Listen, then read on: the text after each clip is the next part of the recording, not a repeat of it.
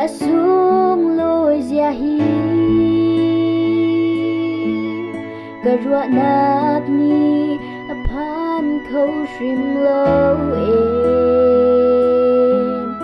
để mít lam tling lo câu hi mo aga giang pha i ka suanak vial te aga ngai thiam ni ka zot nak vial te chu aga dam te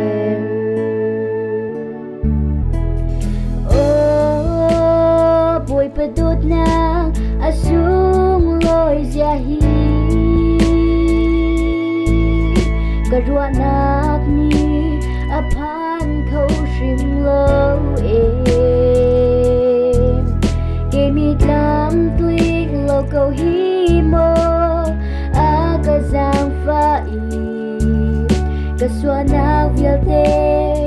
aga ngai thiam ni ka zot nak vial te chu aga dam te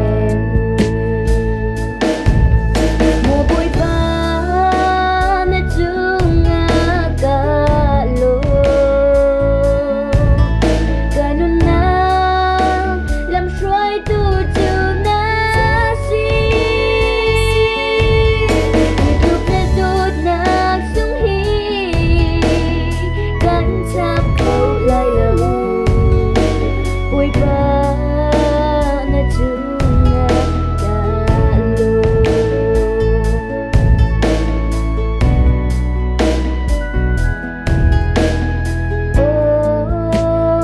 bôi padut nak o atlum zia hi kam hul ka ni ka puang thiam shrim lo e lung re thei le na bei dong i ka leo cha na ka fa do ti aga nem tu bo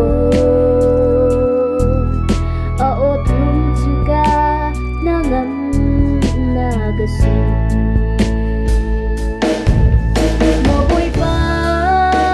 na chung aga lo ganun na lam shroi tu chu na si lúc na dot na sung hi kan chap khâu lai lo bôi pa na chung aga lo xóa thôn na chung i na ka chua chang ba pum sa tu na ga ka ti pya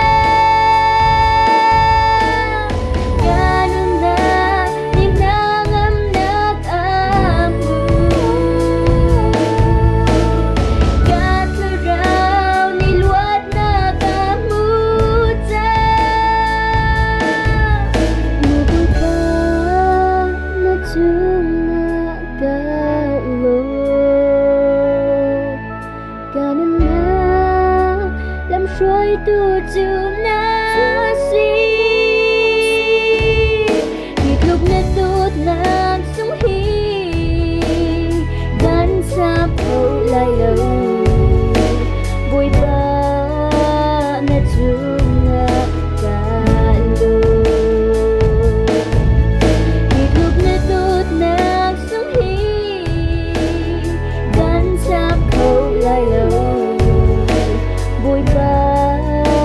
na chung aga lo bôi pa na chung